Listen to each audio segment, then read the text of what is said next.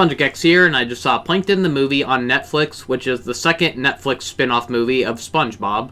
Similarly to the Sandy Cheeks movie, this film got briefly leaked online last year, and I remember hearing people claim Plankton was better than the Sandy movie.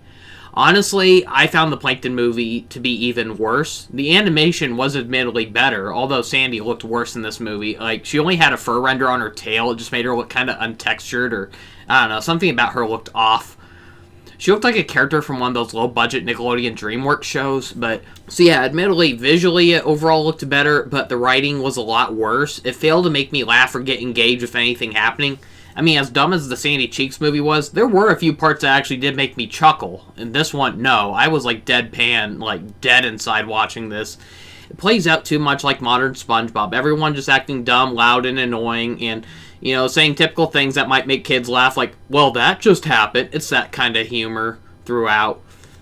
So, relying on callbacks to better episodes while constantly disrespecting past episodes by rewriting the history. Now, I know that the show never had continuity to begin with, but it annoys me how the show is trying to rewrite everything and trying to pretend that it does have continuity now. So the movie has flashbacks of Plankton and Karen's past, and it's honestly a very weak origin story. It retcons Plankton's and Mr. Krabs' tragic history of once being friends, as it rewrites it of Plankton and Karen just randomly walking into the Krusty Krab for the first time, and it's like, hey, this recipe could rule the world. I mean, I'm sorry, but that just ruins, like, the rivalry between Plankton and Mr. Krabs. I mean, I'm not going to pretend that Friend or Foe was a great special, but... yeah, it is kind of sad, though, how they used to be best friends and things just didn't work out. And it kind of makes their interactions in later episodes feel more impactful, knowing that they had history with each other. It also has really dumb and forced aspects from later seasons forced into this movie. In some of the later seasons, they introduced a forced excuse to try attracting girl viewers by having Sandy, Mrs. Puff, Karen, and Pearl hanging out while constantly calling themselves gal pals. It's like they're constantly high-fiving and shouting gal pals after doing everything. I swear, it's so out of character and in your face, it's just annoying. I have a hard time believing that any of these girls would enjoy each other's company. They have nothing in common. But PC executive interference can really lead to forced and questionable decisions in long-running shows. But yeah, the gal pals play a role in this story, and it felt forced.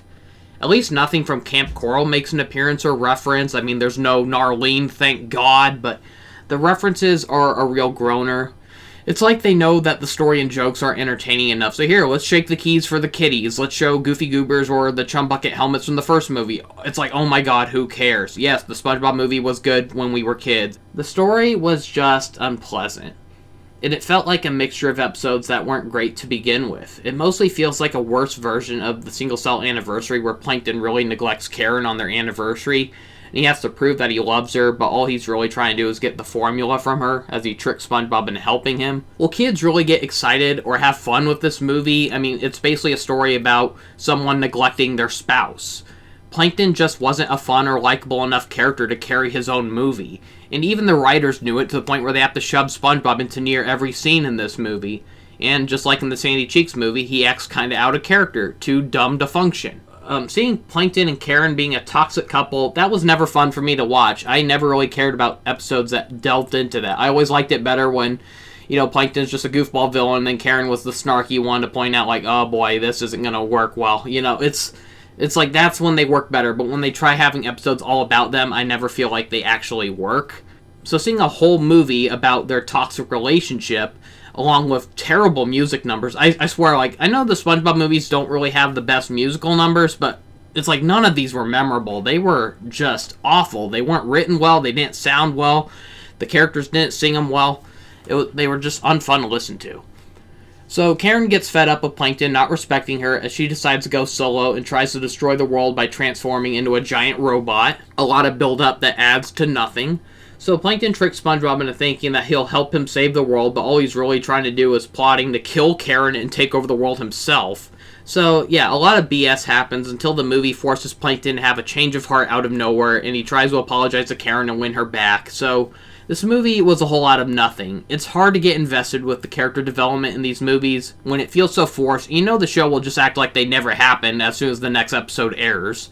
So, the movie does have a few sequences of different animation styles, but none of it was really standout or fresh. It's stuff that we've already seen in the show. True for Square already had like a rubber hose black and white cartoon style, so The voice actors in this even had some poor line deliveries. Some of the worst I've ever heard in the series, in fact. Like, one of the worst deliveries was, there's a part where Plankton falls and SpongeBob shouts, "Oh no, my friend!" The way he says it, I mean, not only is it a terrible line to begin with, I mean, who seriously talks like that, but that's like one of the worst line deliveries I've ever heard from Tom Kenny. It's like, that just did not sound like he actually cared.